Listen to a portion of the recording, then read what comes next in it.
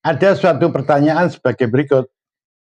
Apa saja prosesor mobile untuk laptop yang diproduksi AMD yang terbaru berbasis AI yang dilengkapi NPU?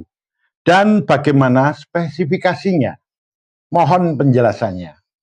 Kalau bisa yang versi desktop juga. Pertanyaannya ini panjang ya. Baiklah, kita bahas dulu yang versi mobile yang didesain untuk laptop. Sedangkan untuk versi desktopnya akan kita bahas pada sesi berikutnya. Seluruh prosesor yang saya sajikan ini didesain untuk laptop. Jadi dia versi mobile yang sudah dilengkapi NPU. NPU adalah Neural Processing Unit, yaitu prosesor yang didesain khusus untuk menjalankan tugas-tugas yang berkaitan dengan AI atau untuk akselerasi AI.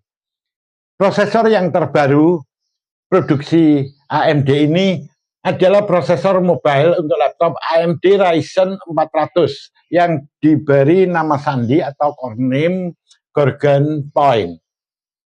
Seluruhnya ini sudah dilengkapi oleh NPU tadi. AMD memproduksi atau sudah merilis 3 brand prosesor, yaitu Ryzen AI 9, Ryzen AI 7, dan Ryzen AI 5. Untuk yang Ryzen AI 9 ada 3 model prosesor. Dan untuk yang Ryzen AI 7 ada 2 model prosesor, sedangkan untuk Ryzen AI 5 ada 3 model prosesor. Ingat, ini dirilis pertama kali pada awal tahun ini, yaitu tepatnya pada bulan Januari tahun 2026. Kita bahas dulu untuk yang Ryzen AI 9. Ini ada yang model HX 475 Pro, dan ada pula HX 470 Pro, dan ada 465 Pro. HX itu merupakan kode atau kependekan, hanya itu high performance, X-nya itu biasanya ekstrim. Jadi ini adalah prosesor yang keras tinggi, yang memiliki performa sangat tinggi. Sedangkan kode Pro ini adalah suatu kode bahwa prosesor itu ditujukan untuk segmen bisnis, untuk perusahaan atau enterprise. Dan ini biasanya sudah dilengkapi dengan fitur teknologi keamanan tingkat lanjut. Jadi ini cocok sekali untuk segmen bisnis dan perusahaan tadi.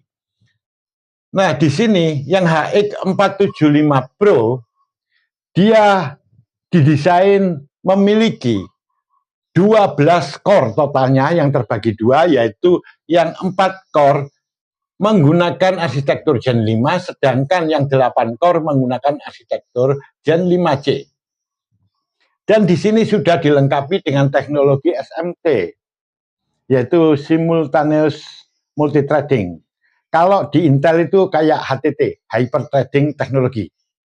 Jadi karena ada kelengkapan teknologi tersebut, yang tadinya dia memiliki 4 core fisik, dia akan terbaca menjadi 8 thread. Sedangkan untuk yang Gen 5C ini ada 8 core, akan terbaca menjadi 16 thread. Mungkin ada yang berkata, Pak atau Eyang, itu harusnya 12 core itu totalnya yang saya baca. Betul, 12 core itu terbagi 2, yaitu yang 4 core itu adalah yang menggunakan mikroarsitektur Gen 5, sedangkan yang 8 core menggunakan mikroarsitektur Gen 5C. Apa bedanya?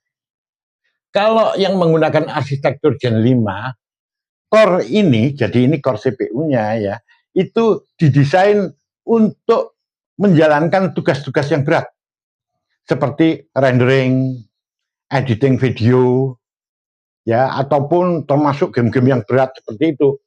Jadi didesain untuk menjalankan tugas-tugas yang berat. Sedangkan untuk yang Gen 5C, core yang menggunakan mikro arsitektur Gen 5C ini didesain untuk menjalankan tugas-tugas latar belakang, seperti menjalankan sistem operasi, update sistem operasi, kemudian untuk mengontrol email dan lain sebagainya, untuk tugas-tugas yang ringan.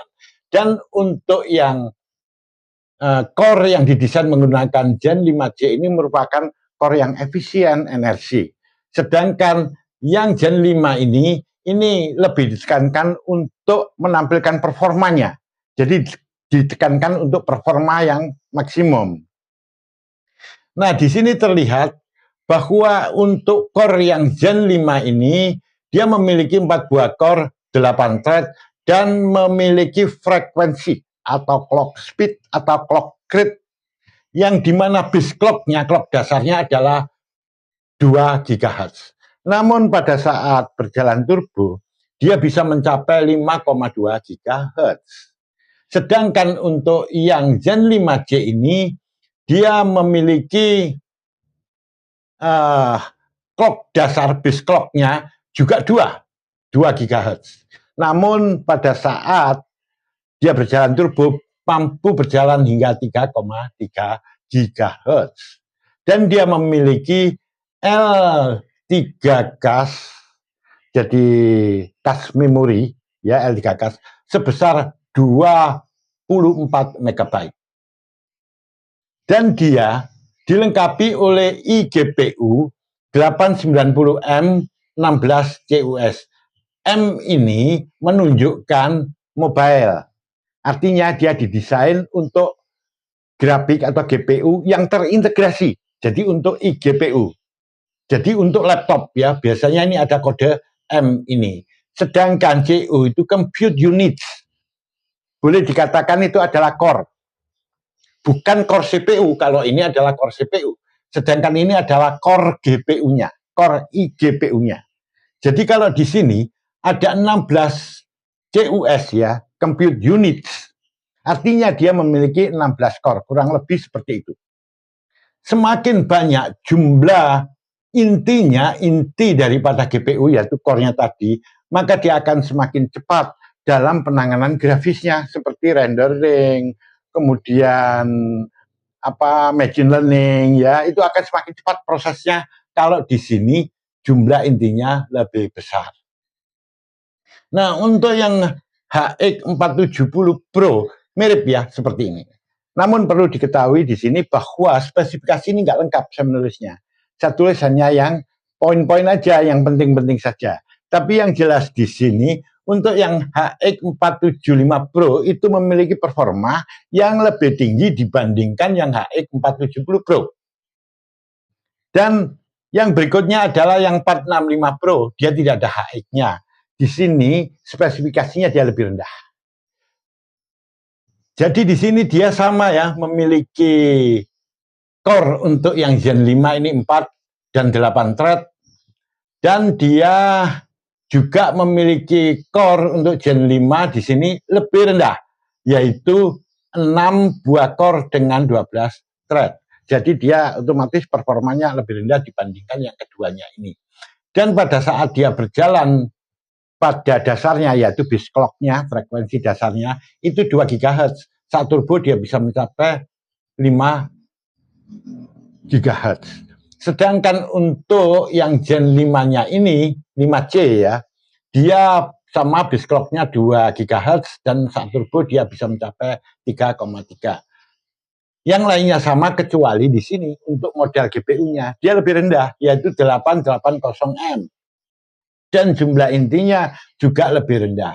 Otomatis nanti performa untuk grafisnya dia tidak akan sebagus seperti yang di atasnya.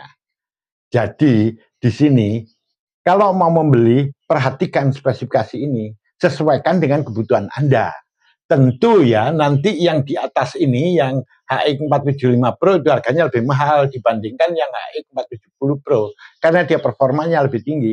Apalagi kalau dibanding ini yang performanya paling rendah untuk kelas Ryzen EI 9. Jadi untuk yang AMD Ryzen 400 ini yang paling rendah. Tentu harganya akan lebih murah, performanya dia juga yang lebih rendah.